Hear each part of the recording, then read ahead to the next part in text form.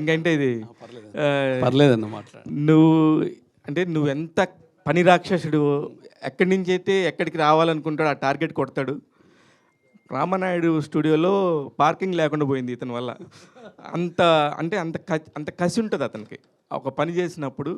అంత కష్టపడతాడు. ఇప్పుడు ఇతను చేసిన 24 శాఖలు అంటారు కదా, ఈయన ఒక 30 శాఖలు చేసి ఉంటాడు ఇండస్ట్రీలో. అంత తెలుసు. ఫైనల్గా మీరు ఇక్కడ దాకా వచ్చారు. భగవంతుడు అనే దాన్ని కూడా చాలా ప్రెస్టీజియస్గా తీసుకున్నారు. రవి, ఇంత టైం ఎందుకు పెట్టింది? అందరికి తెలుసు కొంచెం బడ్జెట్ పెరిగింది అనేది. దీని దగ్గర నుంచి ఏం నేర్చుకొని ఇప్పుడు ఏం చెప్తావు ఈ సినిమా గురించి? అంటే ఏం నేర్చుకోవడం అంటే నాకు అంటే ఇంత అంటే నీకు ఎంత ఎక్స్పీరియన్స్ ఉండి కూడా నేను పడ్డావు కదా. అంటే కథ విషయంలో కాంప్రమైజ్ కాలేకపోయా. ఫస్ట్ ఒక రష్ చూసుకున్న తర్వాత ఇంకేం చేయాలి అంటే దీన్ని గొప్పగా తీయాలనిపించింది నాకు. అంటే ఆ క్రమంలో వస్తున్న సినిమాలు చూస్తున్నాం. ఇప్పుడు ఈ మధ్య కాంతారా 2, కాంతారా ఫస్ట్ బడ్జెట్ 16 కోట్లు అయితే సెకండ్ పార్ట్ 100 కోట్లు పెట్టి తీశాను. సో నేను అనుకున్న బడ్జెట్కి దీనికి సంబంధం లేదు. నేను ఓన్లీ కథ నమ్మి మాత్రమే సినిమా తీశాను. అఫ్ కోర్స్ బిజినెస్ చేసుకునే తెలివితేటలు నాకు ఉన్నాయి, 1000% చేసుకుంటా. అది చేస్తావు, మీకు బాగా తెలుసు. ఎందుకంటే మీరు నేను కలిసి ఎంత ట్రావెల్ చేసినా తెలుసు కదా నీకు. దుబాయ్ రూమ్మేట్ కదా, అన్నీ తెలుసు కాబట్టి.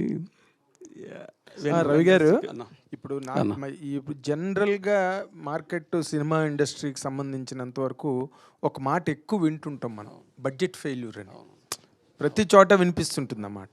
ఇప్పుడేమో గ్రోయింగ్ హీరో తను, అండ్ తను కూడా now just a glittering star about to Dazzle, ఆ స్టేజ్లో ఉన్నది అంత వ్యవహారం. గోపి గారికి కూడా is just has to show now, show case is guts and everything. అందరూ ఒక ఫ్యూటస్ స్టేజ్లో ఉన్నారు. దాని మీద మీరు ఇంత బడ్జెట్ పెట్టడం అన్న దాన్ని మీరు how do you support it on your side? ఇక్కడ ఈ సినిమాకి బడ్జెట్ ఫెయిల్యూర్ అనేం లేదండి. యాక్చువల్లీ ఇది ఏంటంటే ఇది నా ఇష్టం, నా ప్యాషన్ కోసం చేస్తుంది. ఇక్కడ హీరో తప్పు లేదు, హీరోయిన్ తప్పు లేదు, డైరెక్టర్ తప్పు లేదు. డైరెక్టర్ అనుకున్న బడ్జెట్లోనే ఆయన తీయాలనుకున్నాడు, కానీ నేనే పుష్ చేశాను. మనకు ఈ యాక్టర్స్ కావాలి, ఈ మ్యూజిక్ డైరెక్టర్ కావాలి, లిరిక్స్ అండ్ నేనే రాస్తా అన్నాడు. నాకు లిరిక్స్ అంటే ఏ శాఖ ఎవరు ఏది రాయాలో అది రాయండి, you focus on only direction. Cinematography మేము ఫస్ట్ వేరే అనుకున్నాం. కానీ నాకు రాజతోట ఎందుకు ఇష్టం అంటే, నేను అర్జున్ రెడ్డి చూసినప్పుడు కావచ్చు, భైరవ దీపం చూసినప్పుడు, మహాసముద్రం ఇవన్నీ చూసినప్పుడు, అందులో నేను ఫస్ట్లో అప్పుడు యాడ్ ఫిల్మ్స్ చేసినప్పుడు రాజతోట నేను ఇంట్రొడ్యూస్ చేశాను ఒక యాడ్ ఫిల్మ్కి. సో ఆ రిలేషన్ ఉంది. సో దాని తర్వాత ఇప్పుడు పెద్ద సినిమాటోగ్రాఫర్ అయ్యాను. నేను అడగగానే మాట్లాడుకోవచ్చు. బట్ అక్కడ అంటే ఈ సబ్జెక్ట్కి ఆ క్వాలిటీ కావాలంటే లైట్స్ కావచ్చు, కెమెరాస్ కావచ్చు, ఒక క్వాలిటీకి వెళ్ళాలి. అతను ఒక బడ్జెట్ ఒక కెమెరాస్ చెప్పినా కూడా నాకు హై ఎండ్ అంటే హై ఎండ్ కావాలి నాకు ఈ సినిమాకి. ఇప్పుడు సాలార్ చూసినప్పుడు కావచ్చు, ఇంకో కేజీఎఫ్ చూసినప్పుడు కావచ్చు, నాకు ఈ ప్యాటర్న్ ఈ సినిమాకి ఏ కెమెరాలు వాడరు, అలాంటి కెమెరానే కావాలి. నేను పుష్ చేయడం జరిగింది. ఈ బడ్జెట్ ఫెయిల్యూర్ ఎక్కర్లేదు. ఇక్కడ ఏమైనా తప్పు ఉందంటే నాది. నేను నా సినిమా నా బ్యానర్కి ఒక పేరు, నాకు ప్రొడక్షన్ వాల్యూస్ రావాలి. రేపు రవి పనస ఫిల్మ్ కార్పొరేషన్ అనేది రవికుమార్ పనస అనేటువంటి మంచి సినిమా తీసిండు మీడియా నుంచి వచ్చి, కానీ పిచ్చి సినిమా తీసిండు అనే మాట మాట్లాడద్దు.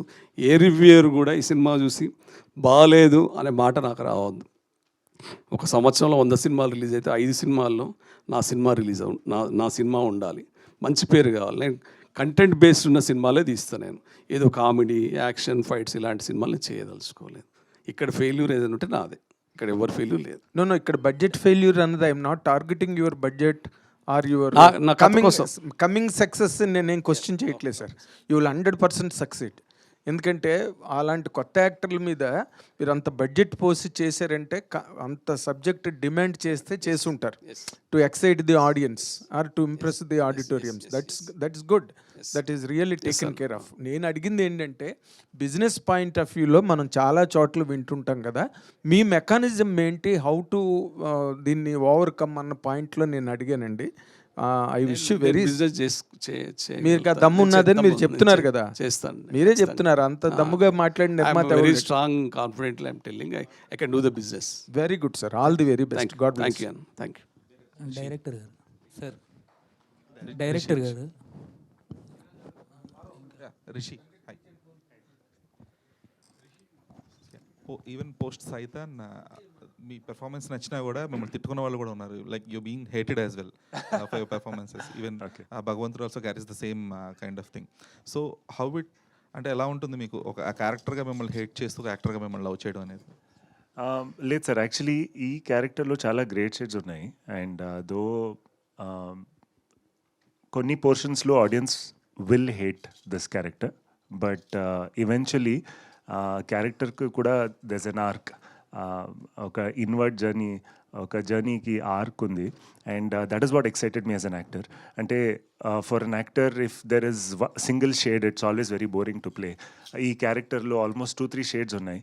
And that is what excited me, because since I do Kannada films as the hero there, naku if in case I am getting into the grey area, something has to excite me in the character. And naku first narration lone I think when Gopi garu narrated me, I was very excited endukante the character was very powerful, and oka graph undi, that is what excited me actually. And I think I heard a lot of budget related talks.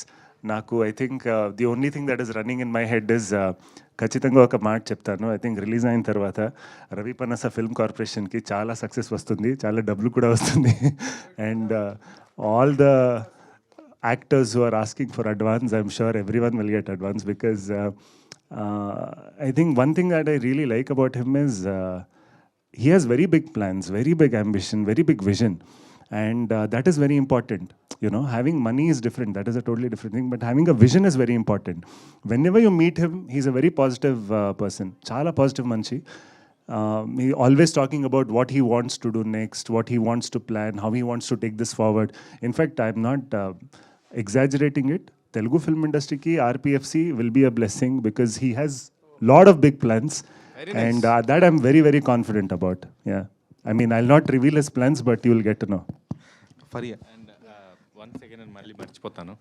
So ఇంతకుముందు ఏదన్నా మాట్లాడుంటే నేను only actor, stage place చేసుకుంటూ సినిమాల్లో ఆడిషన్లు ఇచ్చుకుంటూ ఇక్కడ వరకు వచ్చాను. అంతకుమించి నాకు ఇందులో 24 క్రాఫ్ట్స్లో ఏముంటాయో కూడా తెలియదు. మాకు నాటకంలో కూడా ఉంటాయి, లైటింగ్ ఉంటుంది, మేకప్ ఉంటుంది, కానీ నాకు పెద్దగా అవగాహన లేదు. వచ్చిన తర్వాత నేర్చుకుంటూ వచ్చాను అసిస్టెంట్ డైరెక్టర్కి ఇలాగా. సో ఇంతకుముందు సార్ అడిగిన దానికి ఎక్స్ప్లెనేషన్ ఏంటంటే, నేను ప్రాసెస్లో తెలుసుకుంటూ వచ్చాను ఏంటంటే, డిజిటల్ మార్కెటింగ్ ఉంటుంది, ప్రింట్ అండ్ మీడియా ఉంటుంది, అండ్ ఈవెంట్స్ ఉంటాయి.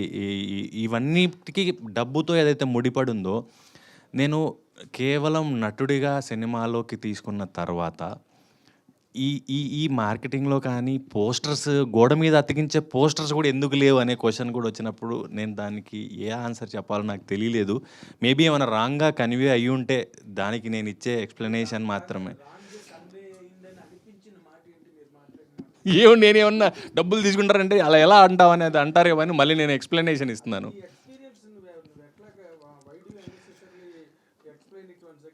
నాకు తెలిసింది ఇంతే సార్. నాకు డైలాగులు క్యారెక్టర్ చెప్తే చేయగలను తప్ప ఇవి ఎందుకు అవుతున్నాయి, ఎలా చేయాలనేది నాకు తెలియదు. అందుకని కొంచెం ఫరియా